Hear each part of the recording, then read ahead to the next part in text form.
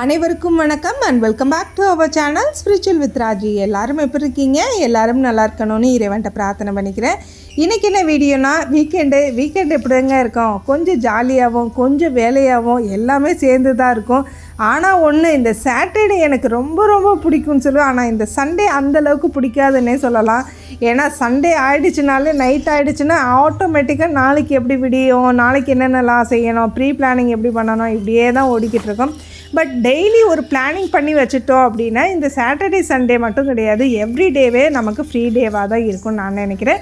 இன்றைக்கி ஞாயிற்றுக்கிழமை அதிகாலையே எழுந்திரிச்சு கோலம்லாம் போட்டாச்சு. இன்றைக்கி பார்டரில் நல்ல காவி பொடியெல்லாம் அடித்து போட்டாச்சு. ஒரு சின்ன சின்ன துளிர் வந்திருக்குன்னு அன்றைக்கி சொன்னேன் இல்லையா, குட்டி கணு மாதிரி தானே இருந்தாங்க. அது பார்த்திங்கன்னா நல்லா ஒரு இலைகளே விட ஆரம்பிச்சிட்டாங்க. அப்படியே கிச்சனுக்குள்ளே போயிட்டு இந்த கோலம்லாம் போட்டுட்டு ஃப்ரெஷ்ஷாக ஒரு டீயை போட்டு அப்பாடா அப்படின்னு குடிக்கும்போது இருக்கிற சந்தோஷமே தனிதாங்க. ஆனாலும் இந்த சண்டே பிடிக்கலைனாலும் இந்த சண்டே மார்னிங் எனக்கு ரொம்ப ரொம்ப பிடிக்கும்னு சொல்லுவேன். ஏன்னா நான் கோலம் போடுறதுக்கு யாரும் டிஸ்டர்பே பண்ண மாட்டாங்க. மற்ற நாள்லாம் பார்த்திங்கன்னா என் மைண்டே பெரிய டிஸ்டர்ப் பண்ணோம். போ சீக்கிரம் வேலையை பாரு, குழந்தைங்களுக்கு அந்த வேலையை பண்ணணும், இந்த வேலையை பண்ணணும், இந்த ஒர்க் பண்ணணும்னு. ஆனால் சண்டே கொஞ்சம் பெரிய கோலமாக கொஞ்சம் ஃப்ரீயாக அப்படியே டீயை குடிச்சிக்கிட்டே நம்ம பேக் சைடு, வீட்டோட பேக் சைடு ஃபுல்லாக போய் பார்க்குறது, இந்த செடிகளை பார்க்குறது, அப்படியே இந்த இதை பார்த்துக்கிட்டே இருக்கும்போது இந்த துருன்னு ஏதாவது ஒரு வேலை தான் கூட சேர்ந்து ஓடியாந்துருமே அப்படின்ட்டு இந்த களை பிடுங்கிறதெல்லாம் கொஞ்சம் எடுத்து விட்டாச்சு. அது என்னவோ தெரில, இந்த எவ்வளோ க்ளீன் பண்ணாலும் சரி இந்த மாதிரி புல் மண்டி போயிடுறாங்க. பரவாயில்ல, நம்ம இதுக்குன்னு ஒரு ஸ்கெடியூல் போட்டுருவோம் அப்படின்னு யோசிக்கிறேன். ஒரு 1 வீக்குக்கு ஒரு தடவை இந்த மாதிரி க்ளீன் பண்ண ஆரம்பிச்சிட்டோம் அப்படின்னா மொத்தத்துக்கு எப்பயுமே க்ளீனாக இருக்கும் அப்படின்ற ஒரு ஐடியாவும் இருக்குது. ஓரளவுக்கு க்ளீன் பண்ணேன். ஆனால் இந்த கம்பி நல்லா ஈஸியாக இருக்குது. நீங்கள் எதாவது களை பிடுங்கணும் அப்படின்னா இந்த மாதிரி கம்பி அரிப்பு கரண்டி மாதிரி இருக்குது. நல்லா இழுக்கு சடன்னு வந்துடுறாங்க. ஏன்னா நம்ம மண்ணில் கை வைக்கும்போது கொஞ்சம் எல்லாருக்குமே ஒரு மாறு இருக்கும். பட் இந்த கம்பியை வச்சு செய்யும்போது மோஸ்ட்லி மேலே உள்ள பெரிய பெரிய களை செடிகள்லாம் வந்துடுறாங்க. குட்டி அந்த வேரோடு இருக்கிற மட்டும்தான் நம்ம கையில் பிடுங்குற மாதிரி இருக்குது. இதையுமே ஃபுல்லாக ஓரளவு ஃபுல்லாலாம் இல்லை, ஒரு பாதி மட்டும்தான் க்ளீன் பண்ணேன். ஏன்னா ஃபுல்லாக பண்ணிகிட்டு இருந்தேன் அப்படின்னா கிட்டத்தட்ட இதுலேருந்து 9 மணி ஆகிடும். திருப்பியும் இந்த வேலையே வேலைன்னு ஆன மாதிரி ஆகிடும். சரி, ஓரளவுக்கு பண்ணியாச்சு. இங்கிட்ட இருக்கிற அந்த 2 செடிகளை மட்டும் விட்டாச்சு. கள்ளி வாழை இதை மட்டும் விட்டுட்டு அடுத்ததாக அப்புறம் அழகாக டீ எல்லாம் குடிச்சிட்டு கொஞ்சம் நேரம் அப்படியே உட்காந்து பேசிட்டு, வீட்டில் எல்லாட்டையும் பேசிட்டு, ரெண்டாவது அதாவது மீல் ப்ரிப்பரேஷன் பண்ணிடலாம் அப்படின்னு யோசித்தேன். ஏன்னா காலையில் கொஞ்சம் டைம் ஃப்ரீயாக தான் இருக்கிற மாதிரி இருந்துச்சு. மீல் ப்ரிப்பரேஷன்றது டெய்லியுமே நான் பண்ணுவேன். வீக்கெண்டு தான் பண்ணணும், வீக் டேஸில் தான் பண்ணணும்னு பண்ண மாட்டேன். எப்பயுமே ஒரு 2 காய் டெய்லியுமே, அதாவது 2 காய் காலியாகுது, தீர்ந்து போயிடுது அப்படின்னா அடுத்த 2 காய் மீல் ப்ரிப்பரேஷன் பண்ண ஆரம்பிச்சிடுவேன். நேற்று பாகற்காய் கட் பண்ணி வச்சுருந்தேன். நேற்று இல்லை, இது கட் பண்ணி 2 நாள் ஆச்சு. இந்த பாகற்காய் இன்றைக்கி அப்படியே ஒரு நல்லா பொரியல் மாதிரி பண்ணிடுவோம் அப்படின்ட்டு பாகற்காய் வச்சாச்சு. பஞ்சமியாச்சே இன்றைக்கி பண்ணலாமா அப்படின்னு கேட்பீங்க. நான் செவ்வாய் வெள்ளி மட்டும்தான் பாகற்காய் கீரையெல்லாம் சேர்க்க மாட்டேன். மற்றபடி எல்லா நாளும் சேர்ப்பேன். ஏன்னா எல்லா நாளுமே பூஜை பண்ணுறோம் இல்லையா, அப்படி பார்த்தா எல்லா நாளுமே ஏதோ ஒரு பூஜா ஒர்க் வந்துக்கிட்டே தானே இருக்கும். அப்படியே டீ எல்லாமே குடிச்சிட்டு கொஞ்சம் மீல் ப்ரீ பிளானிங் பண்ணுறதுக்கு முன்னாடி, ஏன்னா எல்லாமே ஒரே டைமிங்காக மொத்த பாக்ஸையும் எடுத்து வச்செல்லாம் பண்ண மாட்டேன். இடையில ஏன்னா எப்பயுமே நம்ம கிச்சன் க்ளீனாக இருக்கணுங்கிறது தானே நம்ம டார்கெட்டு. இல்லைன்னு வச்சுக்கோங்களேன், ப்ரீ பிளான் பண்ணுறேன்ற பேர்லேயே ஃபுல்லாக நம்ம கிச்சன் ஃபுல்லாக பரத்தி வச்சுக்கலாம் நான் செய்ய மாட்டேன். அதே தான் வெளியிலேருந்து வீட்டில் எந்த வேலை பண்ணாலும் அப்பப்போ பண்ணுவேன். காலையில் அப்படியே தேங்காய் சட்னி பண்ணிவிட்டு தோசை ஊற்றியாச்சு. பசங்க எல்லாருமே சாப்பிட்டுட்டோம் உட்காந்து. அதுக்கப்புறம் அப்படியே ஒவ்வொன்றா க்ளீன் பண்ண ஆரம்பித்தேன். அதுக்கப்புறம் இன்றைக்கி கதம்ப சாம்பார் தான் வச்சுருந்தேன். உங்களுக்கு மட்டும் இல்லைங்க, எங்களுக்கும் ஒரே ஷாக்கு தான். எங்களுக்கு இல்லை, எங்கள் பசங்களுக்கு ஒரே ஷாக் தான். எப்போ பார்த்தாலும் சாம்பாருன்னு வைக்கிறீங்களே, வேறு என்ன செய்கிறது? ஏதாவது ஒரு விசேஷ தினங்கள் வந்துடுது இல்லையா, அந்த சாம்பார் கொடுக்குற ஒரு நறுமணம் வீட்டில் இருந்தால் மட்டும்தான் அன்னைக்கு விசேஷம் அப்படின்னு எல்லாருக்கும் தெரிய ஆரம்பிச்சிது. மோஸ்ட்லி சாம்பார் பருப்பு சம்மந்தப்பட்டது இப்போ அதிகமாக வச்சுக்கிட்டு இருக்கிற மாதிரியே இருக்குது. அப்படியே இந்த வேலை முடியும். சட்னி, தோசை, பிரேக்ஃபாஸ்ட் எல்லாமே ஒரு வழியாக முடிஞ்சதுக்கப்புறம் அதை ஃபுல்லாக ஒரு வைப் தான் பண்ணுவேன். ரொம்பலாம் நான் க்ளீன் பண்ணுறது பார்த்திங்கன்னா ஒரு 5-6 தடவை க்ளீன் பண்ணுறதுனால ரொம்ப தேய்ச்சி பண்ண மாட்டேன். அப்போக்கு உள்ளதை நல்லா டீப்பாக க்ளீன் பண்ணி விட்டுட்டு சிங்கையுமே ஓரளவுக்கு கழுவி விட்டுருவேன். ஏன்னா அது அப்பப்போ பண்ணும்போது நமக்கு ஒரு டைம் ஃப்ரீயாக இருக்கும், வேலை செய்கிறதுக்கு ஒரு ஆசையாகவும் இருக்கும். அடுத்ததாக மீல் பிளானிங் பார்க்கலாமா? இந்த மீல் பிளானிங் பார்த்தீங்கன்னா கண்டிப்பாக இது ஒரு 4லேருந்து 5 நாளைக்கு தாராளமாக வரும்.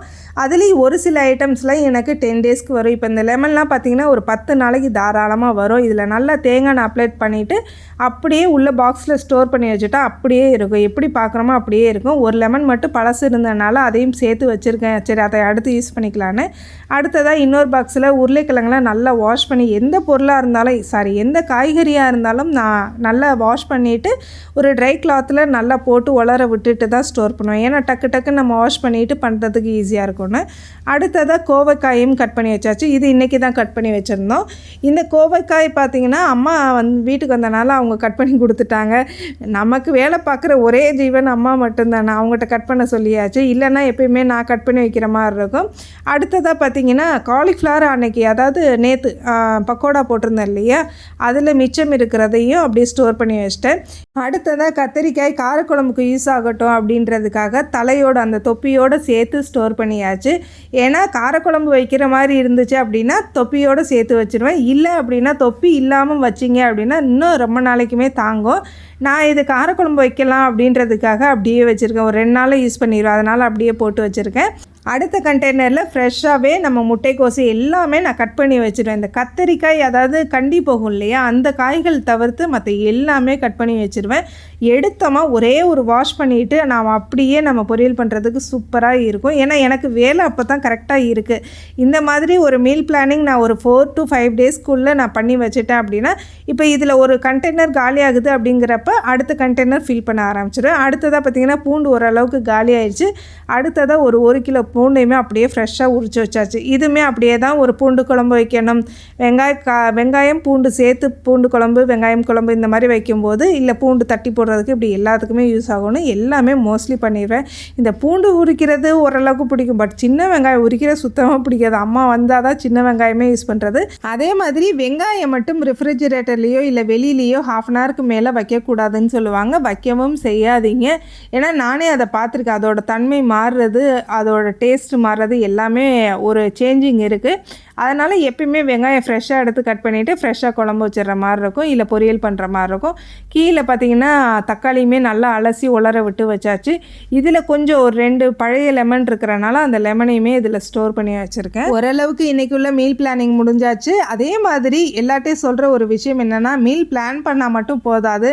நம்ம தூங்கி எழுந்திரிச்சு வரும்போது நம்ம கிச்சன் க்ளீனாக இருக்கணும், மீல் பிளான் பண்ணியும் இருக்கணும். இந்த 2 விஷயம் சரியாக இருந்தால் கண்டிப்பாக குக்கிங் சீக்கிரமே முடியும் நான் நினைக்கிறேன். ஏன்னா தினமும் ஒரு ரிஃப்ரெஷிங்கோடு எந்திரிச்சு அந்த சமையலை பண்ணுறது எனக்கு ரொம்ப ரொம்ப பிடிக்கும். அந்த காலையில் குருவி சத்தத்தோடு அந்த சமையல் இருக்கணும்னு நினைப்பேன். அதே மாதிரியே ஃபாலோ பண்ணுறவங்களுக்கு கண்டிப்பாக ஒரு டென்ஷன் இருக்காதுன்னு நினைக்கிறேன். அடுத்ததாக ஒரு சிஸ்டர் கேட்டாங்க, அதாவது திருமணமான தம்பதிகள், அதாவது அந்த பெண்கள் எப்படி பிரம்ம முகூர்த்த பூஜை பண்ணுறது, குளிச்சுட்டு பண்ணணுமா இல்லை வீடெல்லாம் க்ளீன் பண்ணிவிட்டு பண்ணணுமா அப்படின்னு கேட்டிருக்கீங்க. வீடெல்லாம் க்ளீன் பண்ணிட்டுனா கண்டிப்பாக பிரம்ம முகூர்த்த பூஜை பண்ண முடியாது. நான் என்ன செய்வேன் அப்படின்னா, முதல் நாளே ஃபுல்லாகவே க்ளீன் பண்ணிடுவேன். நைட்டு மீல் பிளானிங் பண்ணுறனோ இல்லை என்ன குக்கிங் ஒர்க் பண்ணாலுமே நைட்டுமே ஒரு மாப்பிங் பண்ணி தொடச்சி விட்டுருவேன். தொடச்சி விட்டுட்டு காலையில் எழுந்திரிச்சு, பூஜை ரூம் தனியாக இருக்கிறவங்களுக்கு கவலையே இல்லை. பூஜை ரூமில் நம்ம ஆஸ் யூஷுவல் தொடச்சிட்டு நம்ம பிரம்ம முகூர்த்த பூஜை பண்ணிடலாம். இல்லை வெளியில் பண்ணுறீங்க நிலைவாசல்னா நிலைவாசல் ஆஸ் யூஷுவல் எப்பயுமே நம்ம நல்லா கூட்டி பெருக்கி தெளித்து கோலம் போட்டு இதை தானே செய்ய போகிறோம். அதனால் பிரச்சனை கிடையாது. பெட்ரூமில் எந்த ஒரு சுவாமி ஃபோட்டோஸும் வைக்காதீங்க தயவு செஞ்சு. அதே மாதிரி குளிக்காமல் நான் நான்வெஜ் சாப்பிட்ருக்கேன் அப்படின்னாலுமே குளிச்சுட்டு செய்கிறது பெட்டர்னு நான் நினைக்கிறேன். ஏன்னா நான்வெஜ் சாப்பிட்றது தப்புன்னு சொல்ல மாட்டேன். நான்வெஜ் சாப்பிட்டுட்டு குளிக்காமல் செய்யாதீங்க, தலைக்கு குளிச்சுட்டு செய்யுங்க. அடுத்ததாக தீபம்லாம் ஏற்றிட்டு வந்துட்டு பெட்ரூம் எல்லாம் நீங்கள் துடைக்க வேண்டியது தொடச்சிட்டு, நீங்கள் என்னென்ன ஒரு சுத்தம் இல்லை ஒரு நான்வெஜ் செஞ்சுருக்கோம் அதை க்ளீன் பண்ணனாலும் பண்ணிக்கலாம். இப்போ நான் வாரத்தில் ஒரு நாள் நான்வெஜ் சாப்பிட்றது உங்கள் எல்லாருக்கும் தெரியும். பட் மற்ற நாட்களில் குழந்தைங்க, அதாவது விசேஷ நாட்கள் இல்லாதப்போ குழந்தைகள் சாப்பிட்றாங்க அப்படின்னா அவங்களுக்கு நான் தான் செஞ்சு கொடுக்க வேண்டியதாக இருக்கும். ஆனால் நான் குளிச்சுட்டு தான் செய்வேன். காலையில் அதிகாலை பிரம்ம முகூர்த்த பூஜை முடிஞ்சதுக்கப்புறம் சமையல் முடித்தா கூட உடம்புக்கு ஒரு தடவை குளிச்சுட்டு தான் போய் கடவுளுக்கு பிரார்த்தனை செய்வேன். பிரார்த்தனைனா இந்த பிரம்ம முகூர்த்த பூஜையெல்லாம் முடிஞ்சதுக்கப்புறம் அபிஷேகம் இந்த மாதிரிலாம் வேலைகள் இருக்கும் இல்லையா, சாமிக்கு பூ வைக்கிறதா இருக்கட்டும், இது எல்லாமே சமையல் முடிச்சதுக்கப்புறம் ஒரு 7 மணிக்கெலாம் சமையல் முடிஞ்சிருது இல்லையா, அதனால் ஒரு 9:30க்கு இல்லை 11 o'clock கிட்ட அந்த எல்லா வேலையும் முடிச்சதுக்கப்புறம் கடவுளுக்கு செய்ய வேண்டிய மற்ற வேலைகள், விளக்கு எடுத்து வைக்க வேண்டியது, விளக்கு ஏற்றின விளக்குலாம் ஏற்றின விளக்குகள் இருக்கும் இல்லையா, அதெல்லாம் எடுத்து வைக்க வேண்டியது, இந்த வேலைகள்லாம் அப்போ தான் செய்வேன். அடுத்ததாக பாலாஜிங்கிற ஐடியிலேருந்து அந்த சிஸ்டர் நமக்கு கமெண்ட் பண்ணியிருக்காங்க. 7 வருஷம் ஆச்சு அவங்களுக்கு குழந்தை பிறந்துன்னு சொல்லியிருக்காங்க. ரொம்ப மனசு கஷ்டமாக இருக்குது சிஸ்டர், ப்ரே பண்ணிக்கோங்கன்னு இருக்காங்க. எல்லாரும் தயவு செஞ்சு ப்ரே பண்ணிக்கோங்க. குழந்தை பிறக்கிறதுக்கு கொஞ்சம் தாமதமானாலே எவ்வளோ கஷ்டமாக இருக்கும்னு எனக்கும் தெரியும் சிஸ்டர். அதை பற்றி தனியாகவே நான் வீடியோ போடுறேன். எனக்கு எந்த அளவுக்கு இறைவன் பக்க துணையாக பக்க பலமாக முருகப்பெருமானே எப்படி பிறந்தார் அது எப்படிங்கிறத சொல்லும்போது உண்மையிலே நீங்கள் ஒரு ஆச்சரியப்படுவீங்க. ஏன்னா என் பையன் எந்த அளவுக்கு பிறந்தான்னு எனக்கே ஆச்சரியம் தான். ஒவ்வொருத்தர்கிட்ட சொல்லும்போது ஒவ்வொருத்தருமே ஆச்சரியப்படுவாங்க. கண்டிப்பாக உங்களுக்கு குழந்தை கூடிய சீக்கிரம் பிறக்க ஆரம்பிச்சிருவாங்க. முருகப்பெருமானே வீட்டுக்கு தவழ்ந்து வர ஆரம்பிச்சிருவார். அப்புறம் என்ன, ஒரே டென்ஷன் தான். அவனை பார்க்கணும், அவனுக்கு மற்ற வேலைகள்லாம் செய்யணும், இப்படியே தான் உங்களுக்கு வேலைகள் ஓடிக்கிட்டு இருக்கும். தொடர்ந்து அந்த பையன் பெருசாகிற வரைக்கும் அந்த வேலைகள் இருந்துக்கிட்டே தான் இருக்கும். கவலைப்படாதீங்க, இப்போ கொஞ்சம் ஃப்ரீயாக இருந்துக்கோங்க, அவ்வளோதான். அடுத்து செம்ம வேலை இருக்குது. அடுத்ததாக பார்த்திங்கன்னா அப்புறம் உருளியெல்லாம் நல்லா டெக்கரேட் பண்ணி வச்சாச்சு. டெக்கரேட்னால் ஒன்றும் இல்லைங்க, எப்போயுமே எனக்கு இந்த உருளியை பார்க்குறதுல அப்படி ஒரு வைப்புனா பார்த்துக்கோங்களேன். இது நேற்று உள்ள வீடியோ அப்படியே ஜாயின் பண்ணிவிட்டேன். ஏன்னா என்ன பண்ணுறது, டெய்லி வீடியோ கேட்டால் நான் எங்கே போகிறது, அப்பப்போ எடுக்க வேண்டியதாக இருக்குமே. ஒரு வழியாக வீடியோ எடுக்க வந்துட்டோம். இந்த வீடியோ உங்களுக்கு பிடிச்சிருக்குன்னு நினைக்கிறேன். இந்த வீடியோ உங்களுக்கு பிடிச்சிருந்தா மறக்காமல் ஷேர் பண்ணுங்கள், சப்ஸ்கிரைப் பண்ணுங்கள், கமெண்ட் பண்ணுங்கள். நீங்கள் பண்ணுற ஒவ்வொரு லைக்கும் கமெண்ட்டும் எனக்கு வேல்யூபிளான சப்போர்ட்டாக இருக்கும்னு நினைக்கிறேன். தேங்க்யூ ஃபார் வாட்சிங்.